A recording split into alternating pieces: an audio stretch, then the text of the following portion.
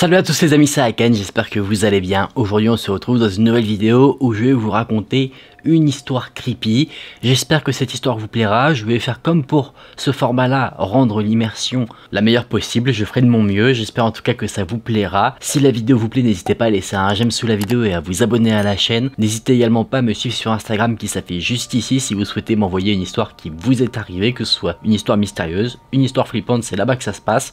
N'hésitez pas, ça me fait plaisir. Si vous êtes prêts, et bien installé, on est parti pour se plonger ensemble dans cette histoire creepy. Il n'y avait aucune raison à cela. C'est comme si un interrupteur s'était déclenché, sans que personne ne le provoque, et que ça l'avait transformé en quelqu'un d'autre. Celui dont je veux vous parler, c'est mon frère, Josh.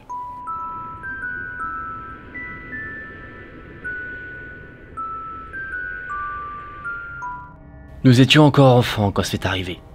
Moi, j'avais 9 ans, et Josh, lui, venait d'avoir 11 ans. On a été très heureux parce que ça signifiait que bientôt, nous n'aurions plus besoin de babysitter. Josh allait être assez grand pour s'occuper de moi, et on allait pouvoir profiter ensemble d'être seul à la maison. Josh était quelqu'un de sportif, un athlète, un prodige de l'école. Bien qu'il avait sauté une classe, Josh était très talentueux dans le sport, mais il était aussi très humble. Il communiquait toujours avec les personnes qui faisaient de moins bonnes performances que lui. Il s'entendait avec tout le monde. Il était sociable, drôle, confiant, mais pas arrogant. Tout cela pour vous dire que Josh était un garçon de 11 ans, normal, avec un avenir radieux qui se présentait à lui. Et c'est tout cela qui a fait que, une nuit, tout était étrange. C'était un vendredi soir, et mes parents avaient prévu un grand dîner avec des collègues de mon père. Il y avait également un avis de tempête annoncé pour cette nuit-là. Il y allait avoir un énorme orage qui avait été annoncé par la météo. Nous avons eu affaire à notre babysitter préférée, Teresa. Nous l'aimions beaucoup parce qu'elle nous emmenait souvent au magasin du coin et elle nous laissait choisir un film à louer à chaque fois qu'elle était là. La dernière fois que nous avons vu Teresa, elle nous a laissé louer un film d'horreur d'une franchise très connue.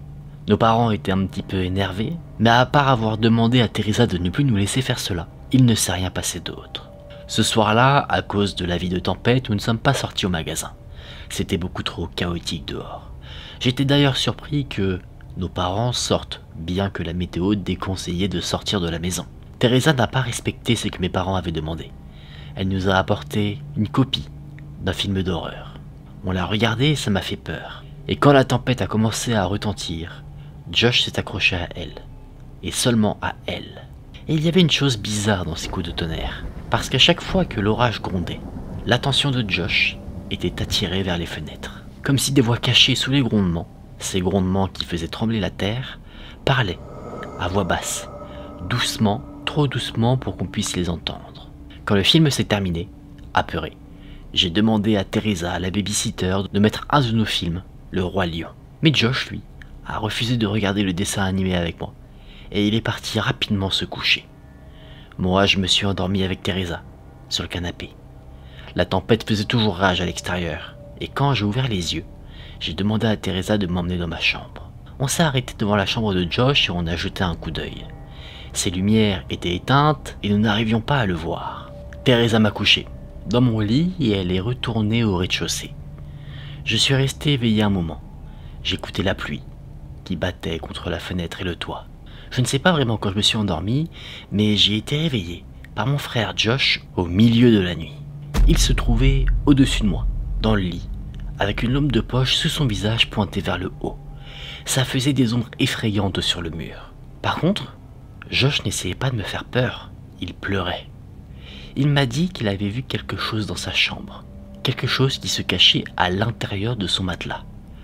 Il sentait cette chose bouger sous son corps, et il a décrit ce qu'il y avait comme étant quelque chose avec des tentacules et des petites mains qui l'agrippaient et le serraient comme les mâchoires d'un pitbull. Évidemment, je me disais que tout cela n'avait aucun sens, mais ça me faisait assez peur. Josh m'a convaincu d'aller dans sa chambre avec lui. Alors qu'on se dirigeait vers sa chambre, Josh était derrière moi, recroquevillé. C'était comme si c'était lui, le petit frère. Quand on est arrivé à sa porte, elle n'était pas complètement fermée, mais elle l'était suffisamment pour que nous ne puissions pas voir à l'intérieur. Je l'ai lentement ouverte, mais elle a heurté quelque chose de l'autre côté. J'ai poussé la porte plus fort, mais c'est comme si quelque chose de l'autre côté la bloquait, comme si elle était directement collée au mur. Josh m'a chuchoté. Je pense qu'il est appuyé contre la porte. J'ai reculé, ne voulant plus que la porte s'ouvre, mais elle s'est ouverte, toute seule. Comme s'il y avait un courant d'air, la porte s'est ouverte, en grinçant, révélant la chambre de mon frère. Il y avait des peluches, un peu partout. Mes yeux ont parcouru la pièce, jusqu'à ce qu'ils atterrissent sur le lit de Josh. Le matelas était complètement déchiré. L'intérieur était retiré, et tout était réparti dans la pièce. Josh a chuchoté ces mots. C'est fini. Ces mots m'ont fait paniquer, et immédiatement j'ai couru jusque dans ma chambre, et j'ai claqué la porte. J'ai mis une chaise sous la poignée pour la bloquer, et Josh, lui, frappait de l'autre côté, en criant et en pleurant, comme si quelque chose se trouvait juste derrière lui. Et là, les mots qu'il prononçait ont changé. Il murmurait. Ça n'avait aucun sens. Il disait un charabia, très confus, alors que le tonnerre, lui, grondait au-dessus de notre tête. J'attendais que notre babysitter, Teresa, se demande ce qu'il se passe, mais ce n'est jamais arrivé. J'ai commencé à avoir peur que mon frère Josh ait fait quelque chose à Teresa, quelque chose de mal, juste avant qu'il ne vienne me voir. Je sais que tout cela semble exagéré, mais j'avais 9 ans à cette époque. Les sons étranges de Josh ont finalement pris fin, et je l'ai entendu marcher, doucement dans le couloir vers sa chambre. J'ai entendu la porte de sa chambre se fermer, et sa fenêtre s'ouvrir. C'est là que je me suis souvenu que nos fenêtres étaient très facilement accessibles. Josh et moi, nous nous en servions souvent la nuit, pour nous faufiler dans la chambre de l'un et de l'autre quand nos parents dormaient. Et juste au moment où je me suis souvenu de cela, j'ai vu le visage de Josh apparaître à l'extérieur de ma fenêtre avec un sourire malsain collé dessus. J'ai écarté la chaise de la porte et je me suis précipité hors de ma chambre. J'ai couru dans le couloir, je suis repassé devant la chambre de mon frère et je suis descendu. J'ai crié le nom de Teresa en pensant qu'elle était toujours là, quelque part dans la maison, et qu'elle ignorait ce qui se passait à l'étage. Mais elle n'était pas là. Des pas résonnaient dans le couloir au-dessus de ma tête. Je savais que c'était Josh qui était de retour à l'intérieur de la maison et qu'il était en route pour me trouver. Je me suis caché derrière le canapé du salon et j'ai écouté Josh descendre lentement les escaliers. Après cela, j'ai entendu ses pas dans le salon, se déplaçant d'un bout à l'autre. Il marmonnait toujours son charabia, le même qu'il prononçait devant ma chambre. Ça ressemblait à une langue étrangère, mais c'est comme si les mots qu'il prononçait n'étaient pas vraiment des mots. Les pas se sont éloignés du salon et se sont dirigés vers la cuisine. De là où j'étais caché, j'arrivais à voir la fenêtre de devant. Je voyais qu'il y avait toujours de la tempête et j'ai vu qu'il y avait une voiture garée dans la rue qui était moteur allumé. C'est devenu mon objectif. Je devais me rendre là-bas le plus rapidement possible. Je suis sorti lentement de derrière le canapé et je me suis faufilé jusqu'à l'entrée principale. J'entendais toujours Josh marmonner. Il était toujours dans la cuisine. Et d'un coup, j'ai entendu un claquement. On aurait dit que le tiroir à ustensiles avait été sorti et totalement vidé sur le sol. J'ai ouvert doucement la porte d'entrée et je me suis faufilé dehors. La pluie tombait énormément. J'ai été immédiatement trempé. Mais ça ne m'a pas arrêté. J'ai sprinté sur les marches de notre maison et sur la pelouse pour atteindre cette voiture. En quelques secondes, j'y suis arrivé. J'ai frappé à la fenêtre de la voiture. La porte du passager s'est immédiatement ouverte avec un nuage de fumée, et à l'intérieur il y avait Teresa, avec un garçon. Ils fumaient tranquillement, et ils écoutaient de la musique. Ils s'embrassaient, pensant que Josh et moi, nous étions en plein sommeil. Teresa a totalement paniqué quand elle m'a vu, et sa panique a empiré quand elle a vu mon regard. Elle a tout de suite compris que quelque chose n'allait pas. J'ai ramené Teresa à l'intérieur de la maison, et à l'intérieur, tout était sans dessus dessous. C'est comme si une bombe avait explosé derrière chaque mur. Les murs étaient brisés. Au centre, les cloisons, les fils électriques, tout était retiré et réparti sur le sol, comme si quelqu'un avait tout arraché. Teresa a été choquée. Elle m'a immédiatement demandé où était Josh, mais j'en avais clairement aucune idée. Et juste au moment où elle m'a posé cette question, le courant s'est éteint. Teresa a pensé que c'était à cause de la tempête qui était dehors. Mais je savais, moi, que c'était à cause de Josh. La semaine dernière, un de nos disjoncteurs a dû être remplacé. Notre père avait amené Josh avec lui pour lui montrer comment allumer et éteindre le courant dans différentes parties de la maison. Avec ses souvenirs, Josh n'a eu aucun mal à nous plonger dans la pénombre. Teresa a appelé Josh plusieurs fois, mais à chaque fois sans réponse. Elle n'arrêtait pas de me demander ce qu'il s'était passé, pourquoi les murs étaient détruits et où était mon frère. Mais la seule réponse que je pouvais donner, c'est qu'il était sûrement au sous-sol, avec le disjoncteur. Dès que j'ai prononcé le mot « sous-sol », j'ai senti Teresa avoir peur. Elle était tétanisée. Elle ne voulait pas descendre là-bas, et je ne lui en ai pas voulu, car moi non plus, je m'en sentais incapable. On a quand même pris une lampe de poche dans le garde-manger, qui se trouvait à côté de la cuisine, et ensemble nous avons marché jusqu'à la porte du sous-sol. Teresa a dirigé le flux lumineux vers l'obscurité du sous-sol, mais là, on ne voyait rien. Il n'y avait aucun signe de Josh. Teresa l'a appelé, de nouveau en prononçant son nom, et c'est là que nous l'avons entendu. Il marmonnait, le même charabia qu'avant, la même langue étrange, cette langue absurde, qui était la seule chose qui indiquait la présence de Josh dans le sous-sol. Nous ne voyions ni son ombre, ni sa silhouette. Teresa m'a demandé ce que Josh disait, mais évidemment, je n'en avais aucune idée. Elle l'a appelé encore une fois, et après son appel, le charabia est devenu plus fort. Ce n'était plus des murmures, ça s'était transformé en cris. Apeurée, Teresa m'a attrapé le bras et a fermé la porte du sous-sol. Elle a mis une commode juste devant celle-ci, et nous nous sommes précipités ensemble vers la cuisine. Teresa a pris le téléphone pour appeler mes parents, mais le restaurant a dit qu'ils étaient déjà sur le chemin du retour pour rentrer à la maison. On s'est donc dit qu'on allait attendre leur arrivée. Teresa m'a dit de monter et d'attendre dans ma chambre pendant que elle resterait proche du sous-sol. J'ai fait ce que Teresa m'a dit. Je suis monté à l'étage, et c'est là que j'ai vu que l'étage avait subi le même traitement que le rez-de-chaussée. Tous les murs étaient cassés, avec du plâtre, des morceaux de cloison, éparpillés partout sur le sol. C'était impressionnant de voir à quel point cette destruction était totale et rapide. Alors que je passais devant la chambre de Josh, j'ai entendu un son, le son d'un mouvement. Immédiatement, j'ai paniqué et je me suis enfermé dans la chambre. J'allais refermer la porte et mettre de nouveau la chaise sous la poignée pour me barricader. Mais la poignée de la porte de ma chambre avait disparu. Elle avait été brisée. Et c'est là que je l'ai entendu de nouveau. Les murmures, juste derrière moi. J'ai fait demi-tour, d'un coup net, et il a fallu quelques secondes à mes yeux pour s'adapter à la luminosité. Et ce que j'ai vu, je ne l'oublierai jamais. Il y avait une silhouette dans le coin le plus éloigné de ma chambre. Et j'en étais sûr. C'était Josh. J'arrivais à voir qu'il avait une expression étrange sur son visage, mais il faisait beaucoup trop sombre dans la pièce pour que je puisse voir vraiment ce que c'était. Le murmure continuait, émanant de lui, et devenait de plus en plus fort. Doucement, Josh est sorti de l'ombre, et j'ai vu son visage. Sa bouche était ouverte, elle était effrayante. C'est comme s'il essayait de se moquer de moi, mais avec une expression horrifiée. C'est comme s'il rigolait, tout en ayant peur. Il répétait sans cesse les mêmes mots que je ne comprenais pas. Je le regardais parler.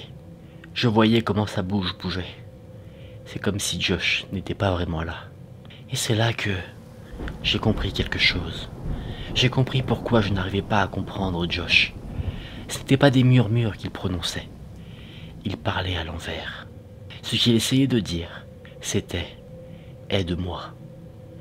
Je lui ai répété les mots qu'il prononçait à l'envers. Plusieurs fois je lui disais « aide-moi ». Et j'entendais toujours le tonnerre à l'extérieur qui grondait. Josh, doucement, est retourné dans l'ombre, dans le coin de ma chambre. Et il a disparu. C'est là qu'en bas, j'ai entendu la porte d'entrée s'ouvrir, et mes parents crier. Je me suis précipité, et j'ai trouvé Teresa essayant de commencer à expliquer la situation qu'on avait vécue, la situation qu'on ne comprenait pas. Ma mère a paniqué, jusqu'à ce qu'elle me voie. Et immédiatement, elle m'a posé des questions sur Josh. Évidemment, mes parents pensaient que Teresa nous avait loué un autre film d'horreur et que nous étions encore paniqués. Mais j'ai révélé à mes parents que non, ce n'était pas le cas. Qu'il y avait quelque chose qui n'allait pas avec Josh. Je ne leur ai pas dit qu'il était à l'étage parce que je ne savais pas vraiment ce qu'il s'était passé dans ma chambre. Il était là et d'un coup, il a disparu.